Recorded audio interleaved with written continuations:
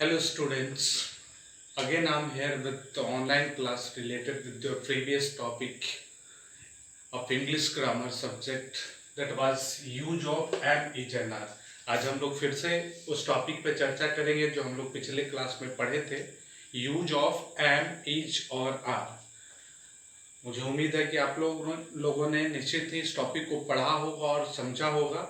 अब उस पर कुछ बारीकियों पे हम लोग बात करेंगे। जैसे कल हम लोग पढ़े थे कि एम इज और आर का प्रयोग कहाँ करते हैं, तो हम लोगों ने देखा था कि आई के साथ एम का यूज होता है, बी के साथ आर का यूज होता है, यू के साथ आर का यूज होता है, किसी भी नेम के साथ रीता, सीता, गीता, इसके साथ इस का प्रयोग होता है, दे के साथ आर का प्रयोग होता है। तो दोस्तों, इसके अलावा और भी किसी प्रकार का नेम हो, जैसे हम बताए लड़का, लड़का बोलते हैं लड़का, और लड़का is a noun, boy is a noun, तो उसे हम लोग लिखेंगे द बॉय। ये एक नाम है, इसके साथ हम लोग इस का प्रयोग करेंगे। लेकिन वही अगर हम लोग बात करें लड़के, मतलब एक से ज्यादा लड़का है, तो उसे हम लोग लिखते हैं द बॉयज, इसके साथ हम लोग आर का प्रयोग करेंगे। अब इसमें आपको बारीकी को ये समझना है कि जैसे सेंटेंस रहेगा कि मैं रेडी हूं, मैं रेडी हूं, उसे हम लोग लिखेंगे आई के साथ हम लोग यूज करेंगे am, ready, RERDY, I am ready. अगर सेंटेंस रहेगा तुम रेडी हो, तो यू के साथ हम लोग क्या यूज करते हैं, आर रेडी। लेकिन यहां पे समझने की जरूरत यह है कि अगर लिखा रहे कि तुम और मैं रेडी हैं, तुम और मैं रेडी हैं, यानी यहां पे तुम भी हो और मैं भी हूं, मैं और तुम रेडी, तुम और मैं रेडी हैं, तो उसे हम लोग कैसे बनाएंगे, तुम, तो यू और एंड मैं, आई, यानी कि तुम और हाँ मैं दोनों हूं यहाँ पे। तो यू एंड आई, जो कि ना यहाँ पे यू अकेले है ना आई अकेले, यू के साथ तुम्हारे साथ मैं भी हूं, तो यहाँ पे एक व्यक्ति नहीं हुआ, ये दोनों व्यक्ति मिलकर दो हो गए। और चूंकि आई के साथ हम लोग एम यूज करते थे, लेकिन कल हमने ये भी पढ़ा था, ये भी हम लोगों ने बताया था कि जैसे ही संख्या एक से अधिक हो जाए तो वहां पे वो प्लूरल होता है, प्लूरल के साथ हमेशा आर का यूज होता है। तो यू और आई, तुम और मैं मिलकर दो हो गए, तो यहाँ पे हम लोग क्या यूज करेंगे, plural are, you and I are ready. इन सब चीजों को ध्यान देना है। जैसे हम इसकी बात करते हैं, लड़का, द बॉय, द बॉय, लड़का तैयार है, द बॉय इज रेडी। ये इस कब तक लगेगा, जब लड़का एक है, अगर लड़का अकेले है तो हम इस का प्रयोग करेंगे, लेकिन जैसे ही लड़के का संख्या एक से अधिक हो जाता है तो उसे हम लोग कैसे लिखेंगे, वो प्लूरल हो जाएगा और उसे हम लोग लिखेंगे द बॉयज। चूंकि ये प्लूरल हो गया, लड़के का संख्या एक से अधिक हो गया, तो उसके साथ हम लोग हमेशा यूज करेंगे are, the boys are ready. ये हम लोगों ने कल भी पढ़ा था। और ये चूंकि ये बारीकी है कि यू और आई दोनों अगर एक साथ आएगा तो उसे हम लोग कैसे समझेंगे और वहां पे इस एम आर का प्रयोग कैसे करना है, इस चीज को समझना बहुत आवश्यक था, इसलिए पुनः हमने उस टॉपिक पे आज प्रकाश डाला है। अब हम नाम के साथ यूज करके देखते हैं कि अगर हम नाम की बात करें कि एक साथ अगर दो नाम आता है तो उसको हम लोग कैसे यूज करेंगे, वहां पे हम लोग इज का प्रयोग करेंगे, एम का प्रयोग करेंगे या आर का प्रयोग करेंगे। तो आइए देखते हैं, दो लोग हैं, राम एंड मोहन, राम एंड मोहन। चूंकि दोनों नाम तो जरूर है, लेकिन ये व्यक्तियों की संख्या दो हो जाती है, तो जब तक व्यक्ति एक है तभी तक हम उसे सिंगुलर समझते हैं, जैसे ही व्यक्ति एक से दो हो गए उसे हम प्लूरल समझते हैं। तो राम और मोहन चाहे जिस भी काम को कर रहे हो वो दो व्यक्ति एक साथ है तो वो हमेशा प्लूरल होंगे। तो हम सेंटेंस बनाते हैं राम और मोहन तैयार हैं, तो राम एंड मोहन आर। चूंकि यह नाम है इसके बावजूद हम लोग आर यूज कर रहे हैं, इस बात को आपको समझना है, क्योंकि इसलिए हम आर यूज कर रहे हैं, इसे हम इसलिए प्लूरल समझ रहे हैं क्योंकि यहाँ पे राम अकेला नहीं है, मोहन अकेला नहीं, राम के साथ मोहन है और मोहन के साथ राम भी है। तो Ram and Mohan are ready. तो चूंकि नेम जो होता है वो सिंगुलर में होता है, लेकिन यहाँ पे उसे हम लोग इसलिए यूज कर रहे हैं क्योंकि नेम दो है और ये दो जैसे ही हो गए वो प्लूरल हो जाएंगे। कल हम लोग एक और पढ़े थे थर्ड पर्सन सिंगुलर नंबर में ही और सी। ही और सी, तो देखिए ही और सी का इस्तेमाल कैसे होता है।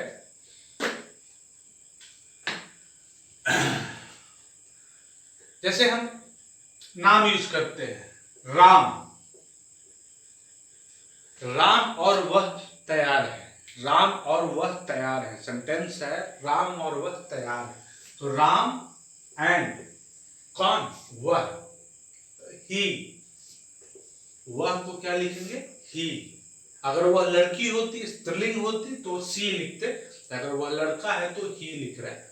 तो राम और वह तैयार है, राम एंड ही। तो कल हमने पढ़ा था चूंकि राम भी थर्ड पर्सन सिंगुलर नंबर है और ही भी थर्ड पर्सन सिंगुलर नंबर है, थर्ड पर्सन सिंगुलर नंबर के साथ हम लोग हमेशा इस का प्रयोग करते हैं। लेकिन चूंकि न यहाँ राम अकेले है ना वह अकेला है, राम के साथ वह है और उसके साथ राम है, तो ये दो लोग हो गए, तो इसे हम लोग प्लूरल समझेंगे एंड वी विल यूज है are. Ram and he are ready. इसे हम लोग ही एंड रामा रेडी लिख सकते हैं। तो कहने का मतलब जैसे ही संख्या एक से अधिक बढ़ती है उसको हम लोग प्लूरल कंसीडर करते हैं, और प्लूरल के साथ हम लोगों ने कल ही पढ़ा था प्लूरल के साथ हमेशा आर का उपयोग होता है। अब हम लोग इसमें आगे बढ़ते हुए और भी कुछ समय सूचक वाक्य को पढ़ेंगे। जैसे सेंटेंस है कि मैं 4 दिनों से बीमार हूं, मैं 4 दिनों से बीमार हूं। तो मैं 4 दिनों से बीमार हूं, तो कहने का मतलब मैं को लिखते हैं आई के साथ हम लोगों ने पढ़ा था कि यूज करते हैं एम, लेकिन यहां एम का यूज इसलिए नहीं करेंगे क्योंकि ये 4 दिनों से, ये समय सूचक वाक्य है, ये बताया जा रहा है कि इतने दिनों से, इतने समय के अंतराल से, तो यहां पे हम लोग यूज करते हैं हैव बीन और हैज बीन। क्या यूज करते हैं, हैव बीन और हैज बीन। तो हम लोग यहां यूज करेंगे I have been sick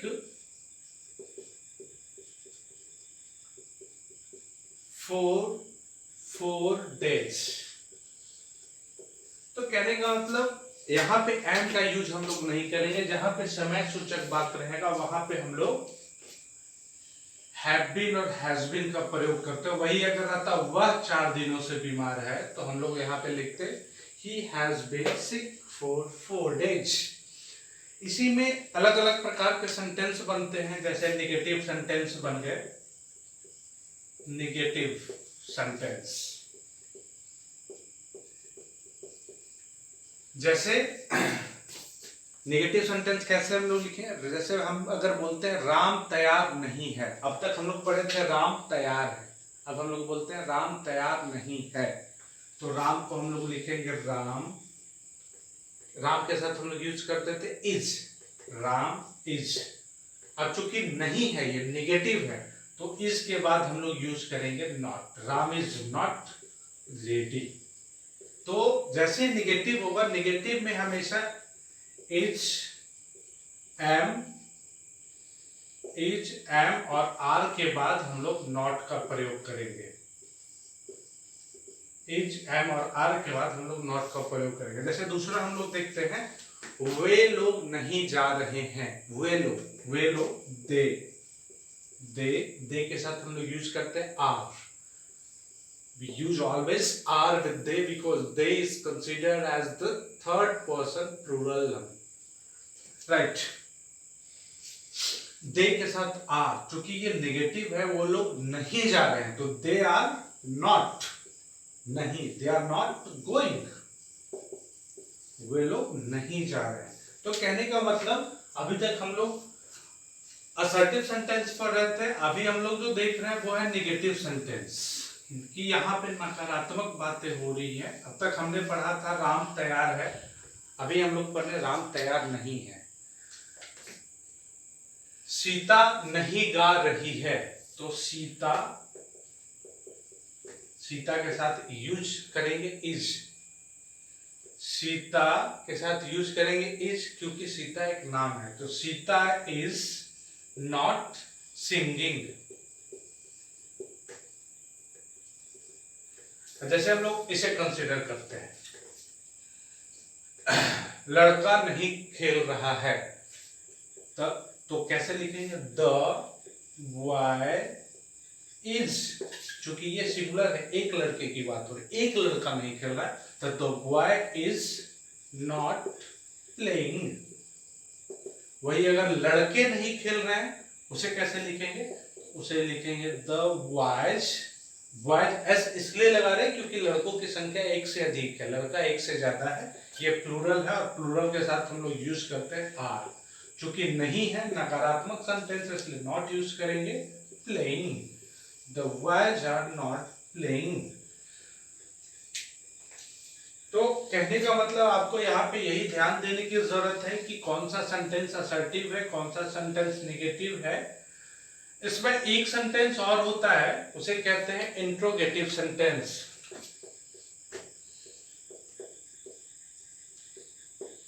interrogative sentence जिसे हिंदी में कहते हैं प्रश्नसूचक वाक्य। जैसे, क्या तुम खेल रहे हो, क्या तुम खेल रहे हो, इसमें हम लोग इज, एम और आर का प्रयोग बिफोर करते हैं, इज, एम और आर का प्रयोग सब्जेक्ट से पहले करते हैं। तो क्या तुम खेल रहे हो, तुमको इंग्लिश में यू बोलेंगे, और यू, तो यू लिख दिए। हमने बोला ये इंट्रोगेटिव सेंटेंस है, इसमें इज, एम और आर का प्रयोग बिफोर करते हैं, बिफोर सब्जेक्ट, तो यू के साथ हम लोग क्या यूज करते हैं, आर। तो यहाँ पे आर हम लोग पहले यूज करेंगे, आर यू प्लेइंग, क्या तुम खेल रहे हो, और यहाँ पे आपको क्वेश्चन मार्क लगाना होगा। वही, क्या मैं सो रहा हूं, क्या मैं सो रहा हूं, तो आई के साथ यूज कर देते एम। हमने बताया इंट्रोगेटिव सेंटेंस में इज, एम और आर का प्रयोग सब्जेक्ट से पहले होगा, तो यहां हम लोग लिखेंगे एम आई स्लीपिंग, क्या मैं सो रहा हूं। तो इंट्रोगेटिव सेंटेंस का मतलब होता है प्रश्नवाचक वाक्य, जिसमें हम लोग एक जो बोलने वाला जो वक्ता होता है, वो सामने वाले जो श्रोता है उनसे सवाल पूछते हैं किसी भी मैटर के कंसर्निंग, कि क्या तुम खेल रहे हो, क्या मैं सो रहा हूं, क्या तुम गा रही हो, क्या तुम नाच रही हो। तो कहने का मतलब है कि जब जहां पे सवाल पूछा जाता है उसे इंट्रोगेटिव सेंटेंस कहता है, और वहां पे इज, एम और आर का प्रयोग हमेशा पहले होता है, सब्जेक्ट से पहले होता है। जैसे वाई को अगर हम कंसीडर करें, तो क्या लड़के खेल रहे हैं, तो इसे हम लोग लिखेंगे, क्योंकि लड़के हैं तो लड़के का मतलब प्लूरल हो गया, तो उसे लिखेंगे आर द बॉयज प्लेइंग। वही अगर क्या लड़का खेल रहा है, तो इज द बॉय प्लेइंग। तो कहने का मतलब है कि इस चीज को ध्यान देना है कि इंट्रोगेटिव सेंटेंस में इज, एम और आर का प्रयोग सब्जेक्ट के पहले होता है, before subject we use is, am and are, at the last of sentence we always use a question mark. प्रश्नसूचक वाक्य जितने भी होते हैं उसमें वाक्य के अंत में क्वेश्चन मार्क जरूर लगाए जाते हैं, यानी प्रश्न सूचक चिन्ह लगाए जाते हैं। एक प्रकार के सेंटेंस होते हैं जिसे बोला जाता है negative interrogative sentence. Negative interrogative sentence.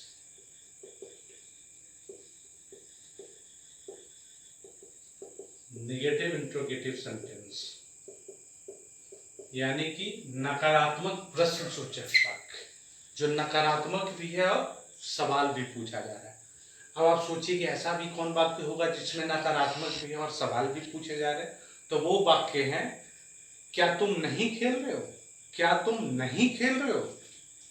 तो उसे चूंकि पहले इंट्रोगेटिव भी है और नेगेटिव भी है, तो हम लोगों ने पहले असर्टिव और नेगेटिव और इंट्रोगेटिव ये तीनों सेंटेंस अभी तक बनाया है। अब चूंकि इसमें नेगेटिव और इंट्रोगेटिव दोनों एक साथ मिला हुआ है, इसमें भी सबसे पहले हम लोग इज, एम और आर का ही प्रयोग करेंगे चूंकि यह इंट्रोगेटिव भी है। तो क्या तुम नहीं खेल रहे हो, तुम के साथ हम लोग आर का प्रयोग करते हैं। आर यू नहीं, are you not playing, are you not playing. चूंकि यह भी एक सवाल पूछा जा रहा है तो यहाँ पे क्वेश्चन मार्क देना जरूरी है। Never forget to indicate the ending of that sentence with a appropriate question mark. क्या मैं नहीं सो रहा हूं? Am I not sleeping. तो कहने का मतलब है जहां एक ही साथ नकारात्मक और प्रश्न दोनों पूछे जाएंगे, वह वाक्य नकारात्मक भी होगा और प्रश्न भी पूछे जाएंगे, वहां पे आपको एक ही साथ इज, एम, आर और नॉट दोनों का प्रयोग करना होगा। इसी को आपको देखना है कि इज, एम, आर का प्रयोग सब्जेक्ट के पहले होगा और नॉट का प्रयोग सब्जेक्ट के बाद होगा। इन interrogative negative interrogative sentence we always use is, am and are before subject and not will be used just after the subject. तो कहने का मतलब है this topic was concerned with the use of am, is and are। यह जो topic था English grammar के chapter is, am और आर का यूज कहाँ होता है, कैसे होता है, किसके साथ इज, एम और आर का प्रयोग करेंगे, इसके कंसर्निंग है, जिसका आज यह दूसरा क्लास था। कल हम लोग इसका पहला क्लास किए थे। मैं उम्मीद करता हूं आप लोगों का यह टॉपिक क्लियर हो गया होगा और इससे संबंधित जितने भी सवाल आप लोगों से पूछे जाएंगे उसमें आप निश्चित ही जवाब दे पाएंगे।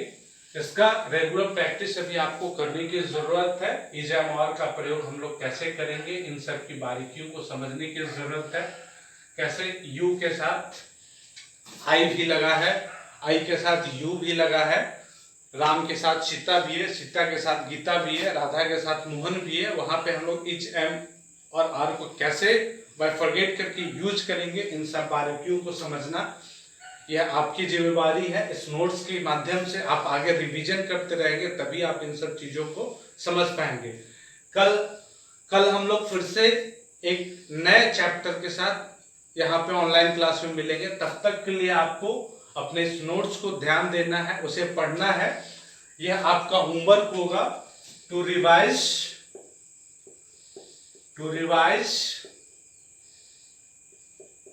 The chapter notes. जो चैप्टर अभी आपको पढ़ाया गया is, am, are, the use of is, am, are, उसका नोट्स जो आपने बनाया है according to our online class, you have to revise with the help of that notes. और ध्यान रहे आगे कभी भी आपको इस चैप्टर से जुड़े सवाल पूछे जाए तो आपको उसके लिए तैयार रहना होगा, उसका जवाब आपको देना होगा। तब तक के लिए हम लोग आज का क्लास यही समाप्त करते हैं। आप लोग घरों में रहिए, खुद को सुरक्षित रखें, लगातार हैंड वॉश का यूज करते रहें, सैनिटाइजर का यूज करते रहें, घर से बाहर नहीं निकलना है। अपने लॉकडाउन के समय में पढ़ाई को एक हथियार बना करके चलना है। सावधान रहें, सुरक्षित रहें, सजग रहें और घर में रहें। धन्यवाद।